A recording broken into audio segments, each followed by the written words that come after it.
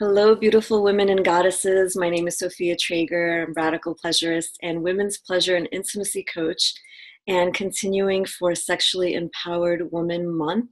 I have today the beautiful Céline, and she is in San Diego, and she is a holistic sexologist.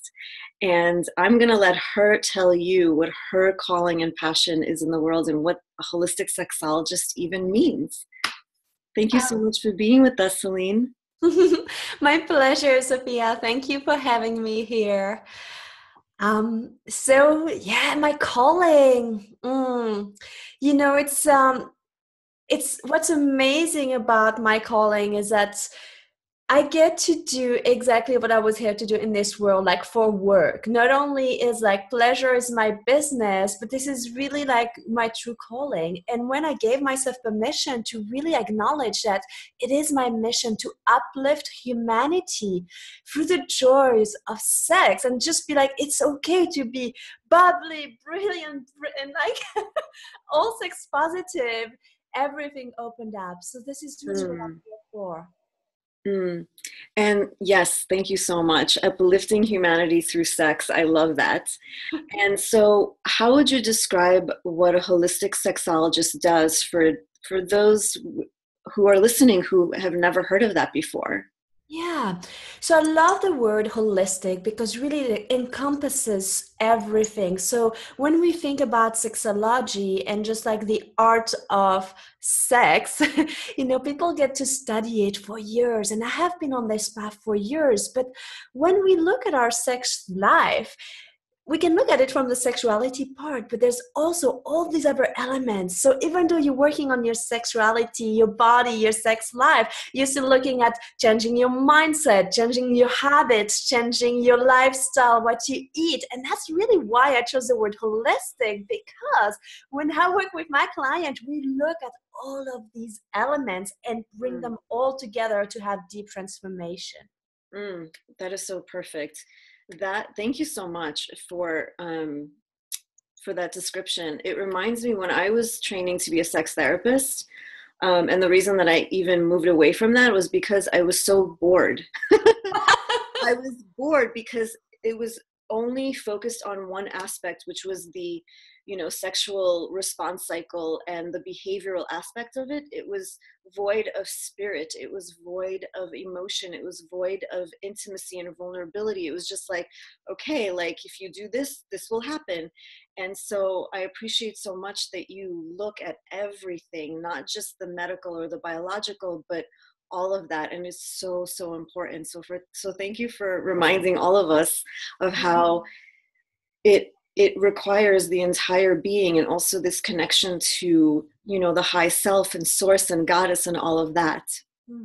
So tell us your story. What is the story that really changed you? Which one to pick, right? I think the one thing that I want to say is that I struggled with sharing my story in the world, because when I started doing business, I was told you have to have a pain story, and that's everything that you're going to share. Your whole business is going to be based on that pain story. Yes. And I have to say I had a wonderful upbringing. I grew up in Europe. Sexuality was open in my family. That's things we discussed. I felt comfortable with my body. Of course, I went through like being fascinated by my genitals, my pussy, to being like embarrassed. I mean, I had all of these things, but I did not really have like deep pain. And I was like, how can I go out there and like share my message? And that's really until the day that I realized that actually for me, sexuality, being comfortable with my body, saying words like pussy, cock, breast, anything like that is super like natural, that it is my gift, that this ease and this naturalness about it is what I have to bring to the world. So the day I gave myself permission that I didn't have to suffer in order to be able to bring a gift to somebody, and that just being in my natural joy, and that was my own truth, that is enough, that people can be impacted and transformed just because I live what I teach, and just by being who I am. Oh, just makes me bubble up so much because it's contagious. Your energy and your joy is so contagious. And I'm so happy you're speaking about this because as entrepreneurs, we are taught that we have to find the pain points. And of course, there's suffering, and we need to be able to be compassionate and understand where women are coming from so that we can meet them there. But that doesn't mean that we diminish our own experience or our joy and pleasure. And I'm so with you, sister, because I mean, everything I talk about is pleasure and joy too. So it's basically what you're doing is you're giving women permission to shine and be big in their joy and pleasure. 100%. One of the things that every woman that works with me is like they find their voice. And this is really also a process that I've done for myself. And it's like, who am I in this world as a woman? What does it mean to me to be a woman? It doesn't have to be defined by standards that have been set centuries ago. I can totally redefine it and express it. And by finding that voice, this is how we transform the world. Yes, yes, it is all about the stories that we tell. And even though most women, as you've experience trauma, that doesn't have to be their story anymore. Yeah. And I found that we grow so much faster from pleasure than we do for pain. And I know, Sophia, you can relate. And it's funny because I think a lot of people do great work working on trauma, and it's one entryway. But you and I are part of these trailblazers that are like, let's take the pleasure door first, because sure, trauma has happened. But what if we turned it around and we started to focus on pleasure, and that alone will help trauma to disappear. And the energy you bring when you come through the pleasure door is so different. And I think you grow faster, and it's so much more enjoyable. Right, exactly. I think we have an addiction in our society in the United States to suffering, to pain. That we've earned something if we are working hard or in pain or something like that. And of course, I'm not at all discounting the suffering that we have all been through. Of course not. But we get to choose. And I think this is the radical idea, that we get to choose how we see our life and from the place that we want to live our life, what home we want to occupy. Do we want to occupy depression and anxiety, or do we want to occupy pleasure and joy and lusciousness every single day? Exactly. And it's helping women believe that they can occupy that space. Totally. And stopping making our pain this badge of honor of like, oh, this suffering.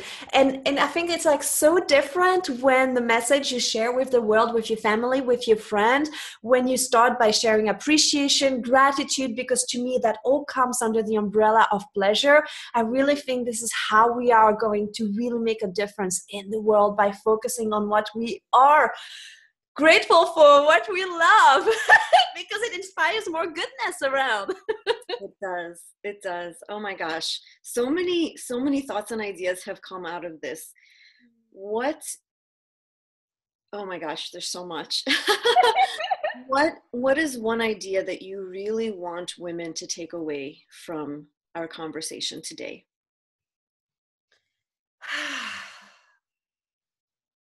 I know it's hard to choose. It is hard to choose. I think the one that I hear right now, and it's one that I chose just today for myself, so it feels really pertinent, is give yourself permission to be in your pleasure.